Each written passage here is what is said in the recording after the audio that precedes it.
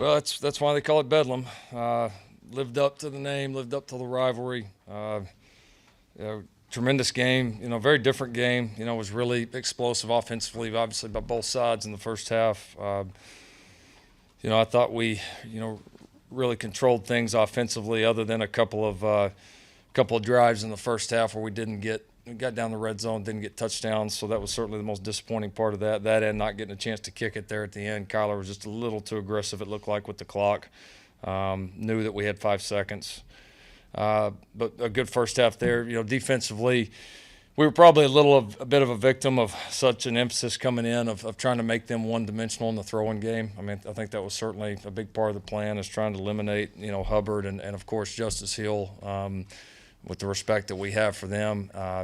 And then they come out and hit 2 or 3 just big plays over the top of us, and that changes the way that the game's going to be played. And so give credit to them. I thought, we got some pretty good pressure on their quarterback. I thought Cornelius was outstanding. I mean, I thought he threw the ball as well as I've seen him throw it on tape. I thought they really played well. And so 2 offenses kind of going at it in the first half, and then it kind of flipped in the third quarter. It was started to see some stops. Game started to slow down. Defenses started to settle in, particularly frustrating on our part that had some opportunities to get it to a double-digit score game several times. And just couldn't come up with a play. Especially had some critical penalties that seemed to always happen on long runs or big plays, and that certainly hurt us offensively. But we battled. We battled the whole night. I thought 2 of the biggest plays of the game were obviously the fumble. To stop that was huge, and then obviously the 2-point play, which we defended well. Our guys anticipated, we're ready for it, and so proud of that. Proud of the way our offensive line continues to play. I think they said it's the 3rd game in a row we've had 300 plus, both rushing and passing, which is, I don't know how many times that's happened. Probably not many. And our front has really led the charge there. So gutsy win. It'll be fun for this team to continue to go forward. We got some big goals in front of us, some big games in front of us, but I think I still like what we have in that room, without a doubt. And it's a really excited locker room right now that know we won, maybe without our best, and we're going to have to continue to fight to get to our best as we go forward here. But a tremendous win. These rivalry games like this are hard. They're hard to win, and give Oklahoma State credit for a great game, and certainly thrilled to come out on top. You give up 500 yards passing. Talk about what you were thinking, what your concept was coming into the game to try to defend what they were going to do, the bubble screens and things like that. Yeah, they put you in a tough position. Do you load up on them in the run game? Do you double Wallace and all those guys? It's hard to do both. And so we came in thinking, let's make them one-dimensional, give ourselves some chances. As they hit some balls over the top of us early, naturally you still don't want them to get going in the run game, and so we did loosen some things up. They made some plays on some bubble screens. I thought we actually played them pretty well there the last couple of drives, which was really, really big. Got a couple of stops there, but we've got to improve. We got to grow. We had some opportunities, especially on some 3rd and longs again that plagued us a little bit, that we didn't get off the field. So we got to play better, but again, our kids fought through it and found a way to win and make some huge plays at the end. Have you seen growth? The 4th down play, the touchdown play, and then did you expect them to go for 2? And then just how the team had to rally after giving up a touchdown. Yeah, the 4th down play. We decided to play some loose zone there. And the thought was we felt like we could get some pressure just with our rush. Our guys have been winning one-on-one, and more than anything, we wanted to make them, if they were going to get one there, didn't want it to be a one-on-one shot, to one of their guys. We wanted to make him make a tough throw in a window, and I mean, give the guy credit. I mean, they did. We came out of a zone just a little bit more. I thought we could have squeezed it better. But, I mean, they made a great play, and, so they had a good route dialed up against what we had called. Made an extremely good throw and a very competitive catch. So, we talked about before the series, we felt like that if they did score, they would go for 2. So Ruffin had a call ready, and, obviously that ended up being, probably the biggest play of the game. Have you seen enough growth the last 5 weeks since Ruffin took over defensively? You made a handful of plays today to actually win the game, keep them right at the end zone, sack, the fumble you mentioned. But are you pleased with the growth so far, the progress of the defense? Yeah, it's a 1 week. It's a week in, week out deal right now. I mean, we're in the middle of it, and so I'm not sitting back looking at the previous 3 or 4 games right now. It's, looking at the weeks that we're having, looking at the way that we're playing, and then trying to just win and be at your very best the next week. And so were we at our best tonight? No, especially in the first half. I mean, especially there. We did miss more tackles than we have been missing, which was also something that we're going to have to do better. But I do think we have improved in some areas. There's no question. I mean, I really do. I think, some of the way that we run to the football, our mentality, I do think there's absolute growth. And there's going to have to be. I mean, no doubt. Some of the challenges that we got coming up are going to be there. But the great thing for us right now is every goal that we want to be in front of us is right there in front of us. And you got to win these games to do that. Sometimes you got to win them when you're not your best. We know here in the last couple we're going to have to find a way to get it to our best. You mentioned big games, big goals. How do you feel about your defense going into this stretch run? I feel great about them. I mean, that's the team we got, and I think we know what they're capable of. And so it's looking at the whole team, and I think the whole team, this team's proven it can separate from some people. It's proven that we can win tough games. It's proven that we can handle adversity. Those are all things you got to do here at the end of the season. Lincoln, you rushed for 353 today. How much did that play into you winning the game? I mean, you're controlling the ball in the second half with the run game more than the passing game. Yeah, for the offensive side of it, that was the reason that we won the game. We continue to play at a high level up front. I'm really proud of the 2 running backs too. I mean, those are the only 2 running backs we had available. I don't know what we were going to do if something happened to one of them. And so they were awesome. I mean, they were awesome. The line was awesome. We did a good job on post-snap penalties, which was a big deal for us. We controlled the line of scrimmage. We can continue to run it like that. We're going to be tough to beat. Lincoln, last 7 plays offensively for you guys that you ran, other than the kneel down, were running plays. You talked about how important that is to you guys, but to be able to control things like that, what kind of luxury is that for your team?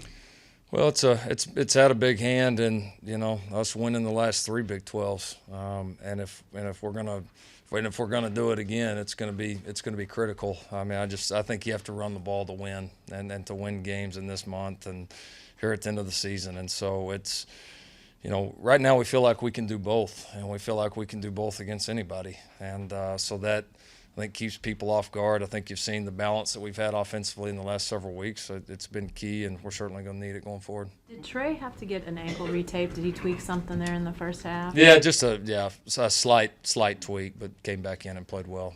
Kennedy was so hot. It seemed like every time we handed it to him, he was popping one. It was tough to get him. Kind of like Trey last week. It was tough to get Kennedy out of the game.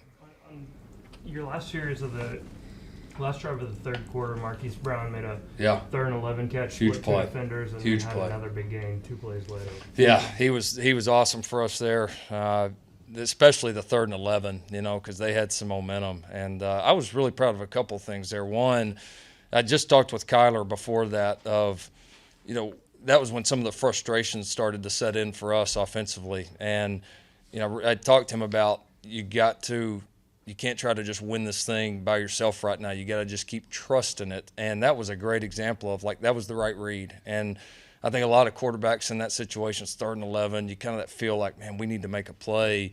Might have held on to it, gone somewhere that the way it wasn't designed. And Kyler trusted it, got it to Marquise in time so that he had some space. And the fact that Kyler trusted it gave Marquise that opportunity. So I was proud of those guys. And yeah, that's what your best players got to do. Especially in games like that. You're going to have some stuff that works and drawn up and all looks pretty, but you're going to have some plays like that your guys got to make, and he made it. Lincoln, Jalen Redmond played well the last 3 games. No, he wasn't suited today. Is there an update on his status? Yeah, a couple updates. Jalen, I don't want to get too much into it as far as in depth, out of respect, for his privacy and his family's. While having a really positive long-term prognosis, there is another I would say occurrence of what he had before. It's not. It's much more positive than what it was before, and the outlook is really, really good. There's been a lot of progress, but it is gonna hold him out here for the rest of this year. Also would announce that Alex Dalton in our Tuesday practice tore his ACL in his knee, which is gut-wrenching. It's his third. It's his third one. The only guy I've ever seen with that, and he's been a really valuable member of this team, of this O-line. So, we've had a couple of those last few weeks, just some gut-wrenching injuries that have I'm not going to say they've damaged the psyche of this team, but, I mean, you're talking about some of the most kind of beloved figures on this team, and to see some of that happen in the manner it has been, our guys have had to fight through it a little bit. We got a very, very close group that cares about one another, and so, I think we'll use it certainly as inspiration going forward, but I obviously hate it for Alex, especially, here towards the end of his career. Who's your backup center now? That's a good question. String Is it running back. Logan? No. What's that? Third string running back. That's a good question today. We would had to have gotten creative. When you guys are inevitably compared to a bunch of different teams, you've talked about sort of big goals being out there for you. When they question your defense week after week after week, and then there's kind of a day like today where you got a couple of stops, but it was tough most of the day. You understand why people question that, and what kind of your reaction to that?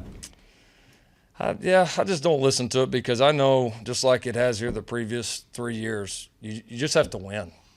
I mean, it's about winning. It's not about this team playing that team, this and that. It's about your matchup on the field each and every Saturday, and at the end of the game, do you win or do you lose? And the result here has been the last few years when we've taken care of business in the conference, we've taken care of business out of conference, we've been in the playoff. The 1 year we didn't take care of business out of the conference, we were, probably one slot out of the playoffs. So that's, you just have to win. Everybody wants to make these predictions and all that right now. We've been through this. We know how it goes. And if we continue to win, we're going to be in great shape. Do you feel like you stack up well, just given what you've got, if you were to get to that point? Oh, I'll take this team against anybody. Just like we're just as capable as we've been any year, and I think we all know, how close we've been. Absolutely. Second straight week, Lincoln, that you've lamented an opportunity to separate a little bit, and it's weird to ask you, given the numbers you're amassing offensively at 700 yards today. So it's weird to ask if you need to be better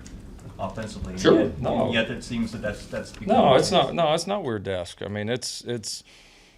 You see those opportunities, you know what you're capable of. Now, we also understand other teams have scholarship players and really good coaches, and they work really hard too. So we're not going to make every play, but no, those are golden opportunities, and it's certainly something we can point to as an offense and say some of these opportunities to separate, especially kind of right out of half like we've had the last couple of weeks. These are different games if we do that, and it's absolutely something we got to get better at. A lot of people might focus on the defense, but offensively, how do you feel like this team stacks up with some of the teams in college football?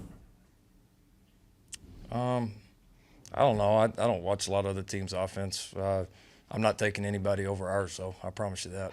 You talked about that you expected Oklahoma State to go for two there at the end. What was the process like figuring out how you're going to defend that play, and how did you see that play? Yeah, it worked out good because we were able to – there was a timeout before the special teams play, so we were able to talk about it a little bit before the series. Ruffin was able to get his thoughts together. Defensive staff had some good communication and had a call that we felt like would be good. And so, yeah, just good organization by those guys. Of course, you get to whatever it was, 4th and 19. You're not certainly expecting to have to use it, but we did, and it obviously paid off. Did what happened with Texas and West Virginia kind of put that in your mind this week, that scenario?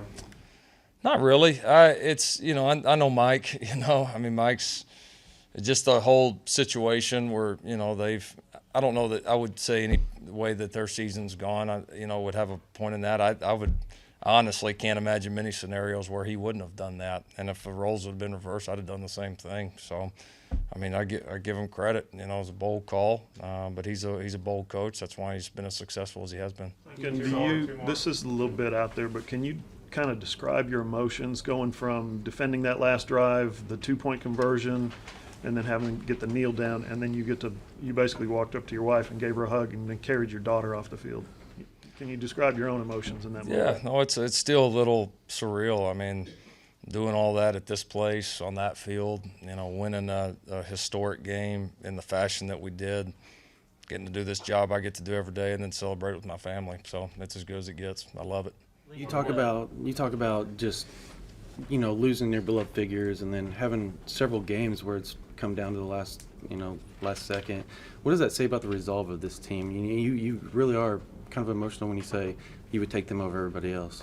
Yeah, no, it's this team's got a lot of fight in them, and that's why I know we're going to continue to get better, and I know there's a lot of big things in front of us, and so in big moments that I absolutely feel we'll be ready for. And so, if you can have all the other stuff, but if you don't have the fight in the heart, you don't have a prayer, especially this time of year. And so we got that.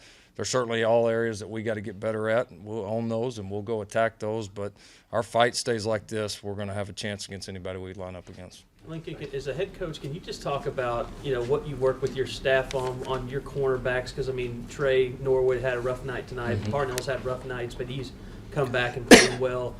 Trey Brown probably had rough nights, but then he makes a play at the end. Just working with those guys mentally, how tough is that in this league? Oh, it's like any player. But it is. Their mistakes happen in front of everybody. Or an offensive lineman's this or that don't always happen that same way. Everybody sees when a quarterback messes up. Everybody sees when a DB gets beat on a play. I think it's a couple things. One, it still takes 11. If you've got the opportunity to give help with safeties or to control the pass rush up front or control the run game where you can give those guys more help, it all works in sync. And so there's plays that our corners have got to play better. Have we had some games this year where we've played better? No doubt.